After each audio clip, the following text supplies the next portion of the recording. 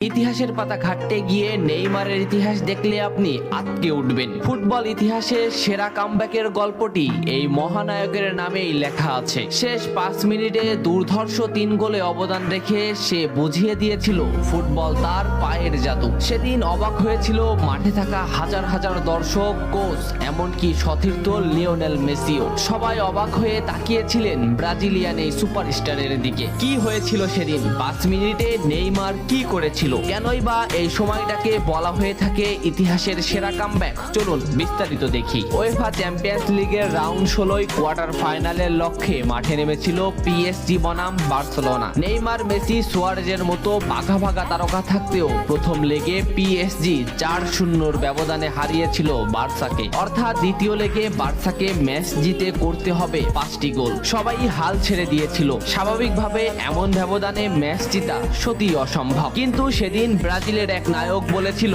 এটা সম্ভব, আমরা এটা করে দেখাবো। যেভাবেই হোক না কেন আমরা দলকে ম্যাচ জেতাতে চাই। 2017 সালের 8 মার্চ অনুষ্ঠিত হয় এই ম্যাচের দ্বিতীয় লেগ। ম্যাচের শুরু থেকেই ক্ষিপ্ততা আর দক্ষতা দেখাতে শুরু করেন নেইমার। এই ম্যাচে যেন আবির্ভাব হয় কোনো এক নতুন নেইমারের। এই নেইমারকে তো কেউ চেনে না। ম্যাচের 3 মিনিটেই লুইস সুয়ারেজ পেয়ে যায় প্রথম গোলের দেখা। এরপর নেইমারের ক্ষিপ্ততায় একের পর এক আক্রমণ সাজাতে থাকে বার্সা। এদিন যেন নেইমারকে কোনোভাবেই আটকাতে পারছিল না পিএসজি। নেইমারকে আটকাতে একের পর এক ফাউলই বেছে নিয়েছিল তারা। ম্যাচের 40 মিনিটে লেভিনের আত্মঘাতী গোলে বার্সা পায় দ্বিতীয় গোলের দেখা। ম্যাচের 50 মিনিটে ক্ষিপ্ত থাকা নেইমারকে ডি বক্সের ভিতর ফাউল করে ফেলে দেওয়া হয়। এতে বার্সা পেয়ে যায় পেনাল্টিতে গোল করে দলকে এগিয়ে নেন লিওনেল মেসি। তবে যেমনটা ভাবছিলেন এই ম্যাচের গল্প ফুটবল বিধাতা তেমন ভাবে লেখেননি। 62 মিনিটে বার্সার কফিনে শেষ প্যারাটা পুড়ে দেন এডিনসন কাভানি। এতেই স্তব্ধ হয়ে যায় ক্যাম্প নু।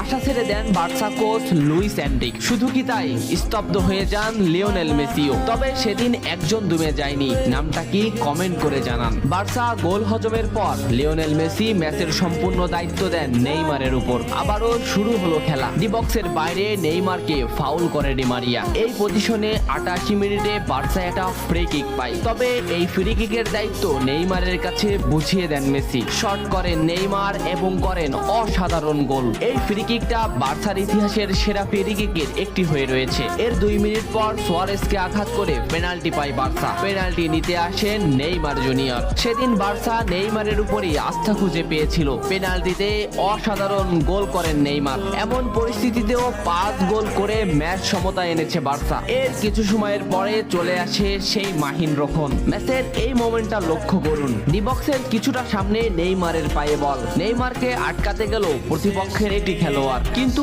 নেইমার শর্ট মোমেন্ট নিয়েও শট না করে বলটি সামনে আগালেন। এই মোমেন্টটা লক্ষ্য করুন। নেইমার একবার গোলের দিকে তাকালেন। এতেই সে বুঝে ফেলেছে কোথায় বলটি দিতে হবে। নেইমার শট নিলেন। আপনি সাধারণ চোখে এটাকে একটা শট দেখলেও এটা হলো সেই শট যা লিখেছিল ইতিহাসের সেরা কামব্যাকের অধ্যায়। নেইমার এমন ভাবে শটটি নিয়েছিলেন যাতে রবের্তো শুধু পা লাগিয়ে গোল করেছিলেন। শেষ 5 মিনিটে সেরা 3টি গোলে অবদান রেখে সেদিন ইতিহাসের সেরা কামব্যাকের নায়ক হয়েছিলেন ব্রাজিলিয়ান এই সুপারস্টার। সবাই যেখানে স্তব্ধ হয়ে গিয়েছিল, নেইমার সেখান থেকেই শুরু করেছিলেন। নেইমার বুঝিয়ে দিয়েছিলেন নিজের দৌড়ত্ব। ইতিহাসের সেরা কামব্যাকটা বার্সা নেইমারকেই উৎসর্গ করেছিল। এ ম্যাচে নেইমারের পারফরমেন্স ছিল আকাশচুম্বী। মাঠে থাকা দর্শকরা শুধু নেইমারের দিকেই তাকিয়েছিলেন।